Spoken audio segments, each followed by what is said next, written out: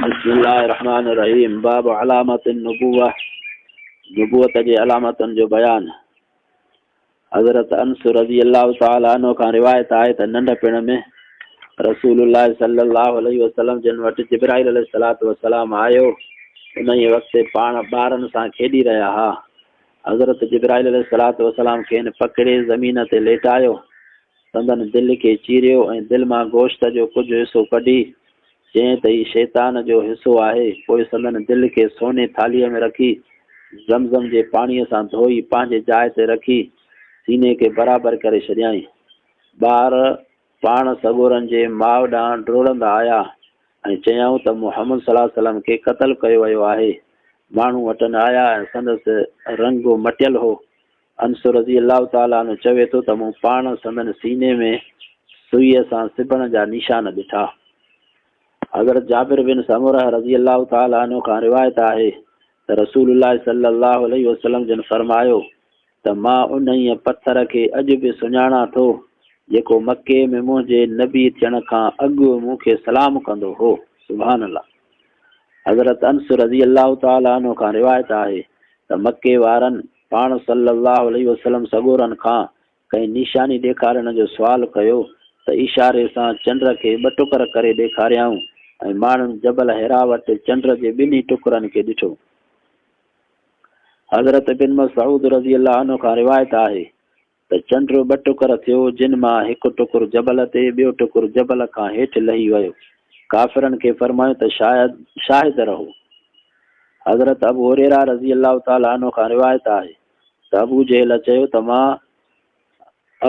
चयो त शाह मुहम्मद सल्लल्लाहु अलैहि वसल्लम तव्हांजे साम्हूं पंहिंजे मुंहं खे मिटीअ में मिलाए थो, यानी सजदो करे थो। चयो वियो त हाओ। अबू जहल चयो त मूंखे लात ऐं उज़ा जो कसम, जेकॾहिं खेसि उहो कमु कंदे ॾिठमि त ज़रूरु संदसि मथो लताड़ींदुसि। पोइ हिकु भेरे रसूलुल्लाह सल्लल्लाहु अलैहि वसल्लम खे निमाज़ पढ़ंदे ॾिठाई त संदन कंध मुबारक ते पेर रखण जे इरादे सां अॻिते वधियो, पर घबराइजी खुड़िन भर पोइ ते मोटियो ऐं पाण खे कंहिं शइ खां पंहिंजनि हथनि सां बचाइण लॻो। कंहिंसि चयो वियो त तोखे छा थियो आहे? चवण लॻो त मुंहिंजे ऐं मुहम्मद सल्लल्लाहु अलैहि वसल्लम जे विच में बाहि जी हिकु खाई खोटरी वई आहे ऐं ख़ौफ़ ऐं ही पर यानी फ़रिश्ता आहिनि। पाण सल्लल्लाहु अलैहि वसल्लम फरमायाऊं त जेकॾहिं अबू जहल मुंहिंजे वेझो अचे हा त फ़रिश्ता खेसि ॿूटी ॿूटी करे छॾनि हा। हज़रत अदी बिन हातिम रज़ी अल्लाह तआला अन्हु खां रिवायत आहे त हिकु ॾींहुं मां पाण सॻोरनि सल्लल्लाहु अलैहि वसल्लम जिन वटि वेठल हुयुसि, ओचितो हिकु शख़्स आयो जंहिं फ़क़्र फ़ाक़े जी शिकायत कई। पोइ ॿियो शख़्स आयो जंहिं धाड़ेलनि जी शिकायत कई। फरमाए त ए अदी, तूं शहर हीरह ॾिठो आहे?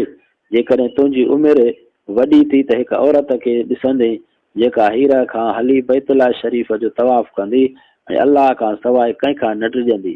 जेकॾहिं तुंहिंजी उमिरि वॾी थिए त ॾिसंदे त किसरा बिन हरमज़ जा खज़ाना फ़तह थींदो ॾिसंदे, ऐं जेकॾहिं तुंहिंजी उमिरि वॾी थी त उहो ज़मानो बि ॾिसंदे जॾहिं हिकु शख़्स लप भरे सोन या चांदी ॾियण लाइ क़बूल कंदड़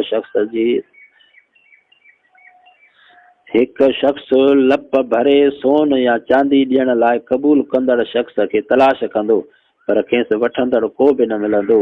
ऐं तव्हां मां को हिन हालत में अल्लाह सां मुलाक़ात कंदो जो अल्लाह ऐं बाने जे विच में को तर्जुमान न हूंदो। अल्लाह पाक फरमाईंदो त छा मूं तव्हां ॾांहुं पंहिंजे रसूल खे न मोकिलियो त जीअं तव्हां ताईं मुंहिंजा अहकाम पहुचाए? उहो चवंदो त हाओ। अल्लाह फरमाईंदो त छा मूं तोखे माल न ॾिनो ऐं तो ते ही एहसान न कयो? बानो चवंदो त हाओ। पोइ पंहिंजे साॼे ऐं पंहिंजे खाॿे पासे निहारींदो त जहन्नम खां सवाइ कुझु नज़र न ईंदसि। तंहिं करे पाण खे बाहि खां बचायो जेतोणीकि खारक जो टुकुर ॾेई, ऐं जेकॾहिं एतिरी बि सघ न रहे त पोइ माण्हुनि सां कलमक चेहरे सां ई ॻाल्हाए, माना खिली करे, ख़ुशि थी करे, मुश्क विझी करे सुठे कलाम सां माण्हू सां ॻाल्हाइजे। इहो बि सदको आहे। अदी चवे थो त मूं हिकु औरत खे ॾिठो जंहिं शहर हीरा खां खाना काबा जो तवाफ़ करण लाइ सफ़र कयो ऐं उहा अल्लाह खां सवाइ कंहिंखां न ॾिजंदी हुई। ऐं मां उन्हनि माण्हुनि मां आहियां जिन किसरा बिन हर मज़ जा खज़ाना फतह कया। जेकॾहिं मुंहिंजी उमिरि साथ ॾिनो त ज़रूरु उहा टी शइ बि ॾिसंदुसि, जंहिंजे बारे में अबुल क़ासिम हज़रत नबी पाक सल्लल्लाहु अलैहि वसल्लम जिन फरमायो आहे त माण्हू लप भरे सोन ऐं चांदी ज़कात में ॾियण लाइ निकिरंदो, पर वठण वारो कंहिंखे न लहंदो। हज़रत ख़ब्बाब बिन अरत रज़ी अल्लाह ताला अन्हु खां रिवायत आहे त रसूलुल्लाह सल्लल्लाहु अलैहि वसल्लम जिन काबे जे शाम में चादर वेढ़े टेक लॻाए वेठा हुआ ऐं असांखे मुशरिकनि सख़्तु तकलीफ़ूं पहुचायूं हुयूं। ख़िदमत अक़दस में शिकायत कईसूं त छा अल्लाह खां असांजे हक़ में दुआ नथा घुरो? पाण सिधा थी वेठा ऐं संदन मुंहुं मुबारक ॻाढ़ो थी वियो। फरमायो त तव्हां खां अॻियनि मां हिकु शख़्स खे पकिड़े खॾ खोटे उन में बीहारे संदसि मथे ते काराई वहाई, खेसि चीरे ॿ टुकर कयो वेंदो हो ऐं लोह जे फणीअ सां संदसि जिस्म जे गोश्त खे ऐं हॾियुनि खे कोरियो वेंदो हो, तॾहिं बि दीन खां न फिरंदो हो। मूंखे अल्लाह जो कसम आहे त अल्लाह ताला पंहिंजे दीन जे हिन मामले खे ज़रूरु पूरो कंदो। तव्हांजो हिकु सुवार सना खां हज़र मौत ताईं सफ़र कंदो, सवाइ अल्लाह जे ऐं ॿकिरियुनि जे धण लाइ सवाइ बग़ैर जे कंहिंखां न टिजंदो, पर तव्हां जल्दबाज़ी करे रहिया आहियो। हज़रत अनस रज़ी अल्लाह ताला अन्हु खां रिवायत आहे त रसूलुल्लाह सल्लल्लाहु अलैहि वसल्लम जिन उम्मे हराम बिन्त मल्हान वटि ईंदा हुआ, जेका उबादा बिन सामत जी ज़ाल हुई। पोइ हिकु ॾींहुं वटि दाख़िल थिया, उन ई खेनि खाधो खारायो। पोइ संदन मथे मां जुआ ॾिसण लॻी, पाण थोरी देरि सुम्ही पिया, पोइ जाॻिया ऐं खिलण लॻा। उम्मे हराम चयो त अल्लाह जा रसूल सल्लल्लाहु अलैहि वसल्लम कहिड़े सबब जे करे तव्हां खिलो था? फरमायो त मुंहिंजे उम्मत जा कुझु माण्हू मुंहिंजे साम्हूं पेश कया विया, जिन अल्लाह जे वाट में जिहाद कयो। उहे दरिया जे पुठीअ ते ईअं सुवार थी रहिया हुआ जीअं बादशाह तख़्तनि ते वेहंदा आहिनि। मूं अर्ज़ु कयो त अल्लाह जा रसूल सल्लल्लाहु अलैहि वसल्लम मुंहिंजे लाइ दुआ करियो त अल्लाह मूंखे बि उन्हनि मां करे। पाण सल्लल्लाहु अलैहि वसल्लम उम्मे हराम लाइ दुआ फरमायाऊं, पोइ पंहिंजो मथो मुबारक रखी सुम्ही पिया। पोइ ॿीहर उथिया ऐं पाण मुस्कराए रहिया हुआ। मूं चयो त तव्हांखे कहिड़ी शइ खिलाए रही आहे? फरमायो त अल्लाह जे वाट में जिहाद कंदड़ मुंहिंजे उम्मत जा के मुजाहिद मुंहिंजे साम्हूं पेश कया विया। मूं चयो त मुंहिंजे लाइ दुआ फरमायो त अल्लाह मूंखे बि उन्हनि मां करे। फरमायो त तूं अॻियनि मां आहीं। उम्मे हराम मुआविया जे दौर में सामूंडी सफ़र लाइ ॿेड़ीअ ते सुवार थी ऐं जॾहिं दरिया खां ॿाहिरि निकिरी जानवर ते सुवार थी त उन तां किरी पई ऐं मरी वई।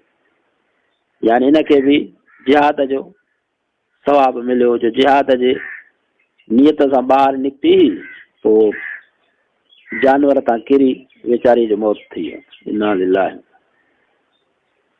त जेको माण्हू जंहिं इरादे सां निकिरे थो उन मक़सद ताईं पहुतो या विच में वफ़ात थी वियसि त हुनखे सवाबु ओतिरो मिलंदो। हज़रत बिन अब्बास रज़ी अल्लाह अन्हु खां रिवायत आहे त ज़माद नाले हिकु शख़्स मके में आयो, जेको कबीले अज़द शनूअ मां हो ऐं आसीब खां मंतर पढ़ंदो हो। उन ई मके वारनि खे चवंदे ॿुधो त मुहम्मद सल्लल्लाहु अलैहि वसल्लम चरियो आहे। ज़माद चयो त जेकॾहिं खेसि ॾिसां त शायदि संदसि इलाज करियां। ज़िमाद ज़ाद जे ज़ेर सां। उहो उन वक़्त में फीणो बीणो रखंदो त माण्हू चरिया सियाणा थी वेंदा हुआ। त नऊज़ बिल्लाह, नबी सल्लल्लाहु अलैहि वसल्लम त सियाणनि खां वधीक सियाणा हुआ, पर काफ़र नऊज़ बिल्लाह नबीअ खे चरियो पिया चवनि। पोइ तंहिंजे करे उनखे चवनि ज़िमाद, तूं हिन ते फीणो रख ऐं अलाह खेसि मुंहिंजे मथां शफ़ा अता फरमाए। पोइ ज़िमाद रसूलुल्लाह सल्लल्लाहु अलैहि वसल्लम जिन सां मिलियो, अर्ज़ु कयईं त ए मुहम्मद, मां आसीब लाइ मंतर पढ़ंदो आहियां। माना जंहिंखे जिन वग़ैरह हुजे, चरियाप हुजे, त पोइ मां फीणो रखंदो आहियां, उहो सही थी वेंदो आहे। छा तोखे बि उहा तकलीफ़ आहे? पाण फरमायो त सभु साराह अल्लाह लाइ आहे ऐं असां सभु संदसि तारीफ़ करियूं था ऐं उन खां मदद घुरूं था। अल्लाह जंहिंखे सिधी वाट ॾेखारे तंहिंखे को गुमराह नथो करे सघे, ऐं जंहिंखे उहो गुमराह करे तंहिंखे को सिधी वाट नथो ॾेखारे सघे। ऐं मां शाहिदी ॾियां थो त अल्लाह खां सवाइ को महबूद न आहे ऐं संदसि को शरीक न आहे ऐं शाहिदी ॾियां थो त मोहम्मद संदसि बानो ऐं संदसि रसूल आहे। हमद ऐं सलात ॿुधण खां पोइ ज़िमाद चयो त उहे कलमात वराए पढ़ो। पाण सलाह सलम 3 भेरा ॿीहर साॻा ई कलमा पढ़ियाऊं। ज़िमाद चवणु लॻो त मूं भोपनि जादूगरनि ऐं शाइरनि जूं ॻाल्हियूं ॿुधियूं आहिनि, पर तुंहिंजे उन्हनि कलमात वांगुरु कॾहिं को कलाम न ॿुधो आहे। उहे अल्फाज़ ॾाढी फ़साद ऐं बलागत वारा आहिनि। पंहिंजो हथु वधाए त तोसां इस्लाम ते बैयत करियां। हज़रत बिन अब्बास रज़ी अलाह ताला अन्हु चवे थो त पोइ ज़िमाद बैयत करे मुस्लमान थियो। मसाबीअ जे किन नुस्ख़नि में बलगना नाउसल बहर आहे। बाबुल मलाइम में अबू हुरैरा जाबिर बिन समरा जूं 2 हदीसूं ज़िक्र कयूं वयूं आहिनि। हिकु यहलिकु किसरा, ॿियो लतफ्तहन इसाबतुन। त नबी सल्लल्लाहु अलैहि वसल्लम जो मौजूज़ो आहे ऐं हो आयो जादू पढ़णु। पर जॾहिं नबी सल्लल्लाहु अलैहि वसल्लम जन पंहिंजो फसीह ख़िताब हुनखे ॿुधायो, अल्हम्दुलिल्लाह नहमदुहु व नस्तईनुहु मन यहदिहिल्लाहु फला मुदिल्ल लहु व मन युद्लिल फला हादिय लहु व अशहदु अल्ला इलाहा इल्लल्लाह वहदहु ला शरीक लहु व अशहदु अन्न मुहम्मदन अब्दुहु व रसूलुहु अम्मा बाद फ़क़ाल अइद अलैया कलिमात। पोइ उहो चवणु लॻो ज़िमाद, इहे साईं वरी बि लफ़्ज़ दोहरायो। पोइ नबी सल्लल्लाहु अलैहि वसल्लम पढ़िया। पोइ चई त कसम आहे त अहिड़ा मां लफ़्ज़ कॾहिं बि न ॿुधा आहिनि। हज़रत बिन अब्बास रज़ी अल्लाह अन्हु खां रिवायत आहे त सुफ़ियान बिन हरब मूंखे रूबरू ॿुधायो त मां उन ई ज़माने में शाम जे सफ़र ते वियुसि जॾहिं मुंहिंजे ऐं रसूलुल्लाह सल्लल्लाहु अलैहि वसल्लम जे विच में सुलह हुदैबिया जो मुआहिदो क़ाइमु थियो। मां मुल्क शाम में हुयुसि। नबी सल्लल्लाहु अलैहि वसल्लम जिन हरकल ॾांहुं हिकु ख़त मोकिलियो जेको दियत कल्बी खणी आयो हो। उहो ख़त बसरा जे अमीर खे ॾिनो ऐं बसरा जे अमीर उहो ख़त हरकल ताईं पहुचायो। हरकल अबू सुफ़ियान खे पंहिंजे दरबार में घुरायो ऐं पंहिंजे तर्जुमान ज़रिए उन खां पुछा कयई त ही शख़्स यानी हज़रत मोहम्मद सल्लल्लाहु अलैहि वसल्लम जेको नुबूअत जी दावा करे रहियो आहे, तव्हां मां उनखे नसब में सभ खां वधीक वेझो केरु आहे? अबू सुफ़ियान चयो त मूं चयो त मां नसब में खेसि सभ खां वेझो आहियां। हिरकल चयो त खेसि मूं वटि आणियो ऐं संदसि साथियुनि खे उन जी पोयां विहारियो। पोइ तर्जुमान खे चयई त उन्हनि खे चओ त उन ई शख़्स यानी नबी करीम सल्लल्लाहु अलैहि वसल्लम जिन जे बारे में हिन खां कुझु सुवाल करियां थो, जेकॾहिं मूं सां कूड़ ॻाल्हाए त उनखे कूड़ो कजो। अबू सुफ़ियान चवे थो त ख़ुदा जो कसम, जेकॾहिं मूंखे हया न थी हा त मुंहिंजा साथी मुंहिंजो कूड़ पकड़ींदा ऐं पधिरो कंदा त ज़रूरु नबी सल्लल्लाहु अलैहि वसल्लम जिन जे बारे में कूड़ो अहवाल बयानु कया रहिया हा। पोइ हरकल पहिरियों सुवालु ही कयो त तव्हां में संदसि नसब कीअं आहे? मूं जवाबु ॾिनो त पाण असां में आला नसब वारो आहे, माना असां मुहम्मद वॾे नसब वारो आहे। ॿियो सुवालु कयईं त संदन अबनि ॾाॾनि में को बादशाह थी गुज़रियो आहे? मूं जवाबु ॾिनो त न। टियों सुवालु कयईं त तव्हां संदसि उन जी दवा खां अॻु मथसि का कूड़ी तोहमत हई आहे? मूं जवाबु ॾिनो त न। चोथों सुवालु कयईं त अमीर माण्हू संदसि पोइ लॻ थियनि था या ग़रीब? मूं जवाबु ॾिनो त ग़रीब। पंजो सुवालु कयईं त उहे वधनि था या घटिजनि था? मूं जवाबु ॾिनो त बल्कि वधंदा वञनि था। छहों सुवालु कयईं त दीन जी सख़्ती सहण सबबु को शख़्स मुर्तद त नथो थिए? मूं जवाबु ॾिनो त न। सतों सुवालु कयईं त तव्हां कॾहिं साणसि जंग कई आहे? मूं जवाबु ॾिनो त हाओ। चयईं त साणसि तव्हांजी जंग जो नतीजो कीअं निकिरंदो आहे? मूं जवाबु ॾिनो त असांजी ऐं संदसि विच में जंग जो वारो धारो आहे। जंग जो वारो धारो आहे, कॾहिं हू खटे ऐं कॾहिं असां खटूं था। अठों सुवालु कयईं त वाइदे ख़िलाफ़ी कंदो आहे या न? मूं चयो त न। हुयो दुश्मन अबू सुफ़ियान उन वक़्त में, पर ॻाल्हियूं सचियूं थो चवे। मगर असां सुलह हुदैबिया जे मुआहिदे खां पोइ उन खां जुदा आहियूं। ख़बर नाहे त उन ई मुआहिदे जी भञकड़ी त न कंदो। अबू सुफ़ियान चवे थो त मां पूरी गुफ़्तगूअ में हिन जुमिले खां सवाइ को ग़लति जुमिलो शामिल करे न सघियुसि। नाओं सुवालु कयईं त छा तव्हां में अॻु कंहिं शख़्स उहा दावा कई आहे? मूं जवाबु ॾिनो त न। हिरकल पंहिंजे तर्जुमान खे चयो त खेसि चओ त मूं तोखां संदसि नसब बारे पुछो त ॿुधायो शरीफ़ नसब ऐं हसब वारो आहे। अहिड़ीअ तरह समूरा नबी पंहिंजे क़ौम जे मुअज़्ज़िज़ ख़ानदान मां मोकिलिया विया आहिनि। मूं तोखां पुछो त संदसि वॾनि मां को बादशाह थी गुज़रियो आहे? तूं चयो त न।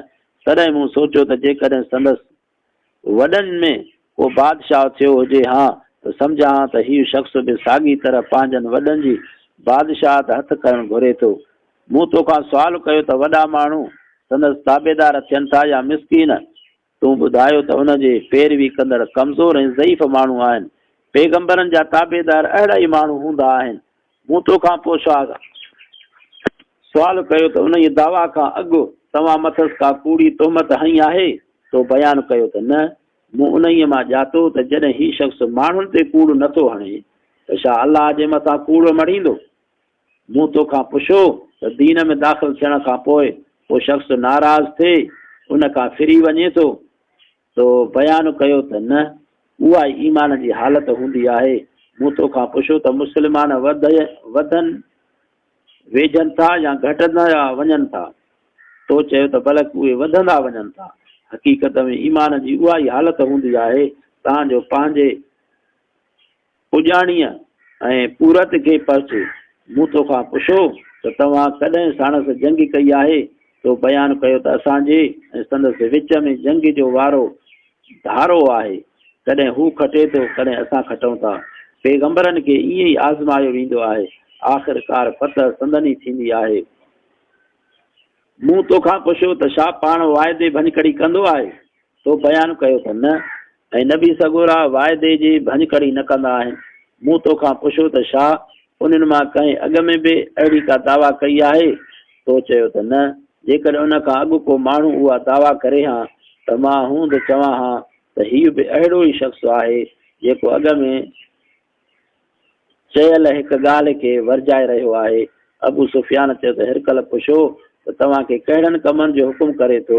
मूं चयो त पाण असांखे निमाज़ क़ाइमु करणु, ज़कात ॾियणु, मिटी माइटी ॻंढणु, हराम खां बचण जो हुकुम ॾिए थो। हिरकल चयो त जेकी तूं चवें थो तो जेकॾहिं सचु आहे त पोइ उहो सचो नबी आहे ऐं मूंखे सुध हुई त बेशक उहो नबी पैदा थियण वारो आहे, मगर उहो गुमान न हो त तव्हां मां ईंदो। जेकॾहिं ॼाणा हा त साणसि मिली सघंदुसि त हूंदो संदसि मिलण लाइ बेहद कोशिशि करियां हा। जेकॾहिं मां वटसि हुजां हा त ज़रूरु संदसि पेर धोआं हा ऐं ज़रूरु हिकु ॾींहुं मंझंदि हिननि ॿिन्ही पेरनि जी जाइ यानी मुल्क शाम संदसि हुकूमत क़ाइमु थींदी। तो हिरकल रसूलुल्लाह सल्लल्लाहु अलैहि वसल्लम जो ख़त घुरायो ऐं हुनखे पढ़ियाई। इहे आहे नबी सल्लल्लाहु अलैहि वसल्लम जिन जा अलामात नुबुवत जूं, जंहिं ॾिठो बि न हुयो तॾहिं बि उन्हनि अॻियनि किताबनि पढ़ियो त हुनजी तस्दीक कयूं। दुआ अल्लाह पाक मूंखे तव्हांखे नबी पाक सल्लल्लाहु अलैहि वसल्लम जे हर कौल फेल अमल जे मथां ईमान आणण जी तौफ़ीक़ अता फरमाए ऐं मोहबत ऐं इताअत फरमा बरदारी करण जी तौफ़ीक़ अता फरमाए। आमीन सुम्मा आमीन।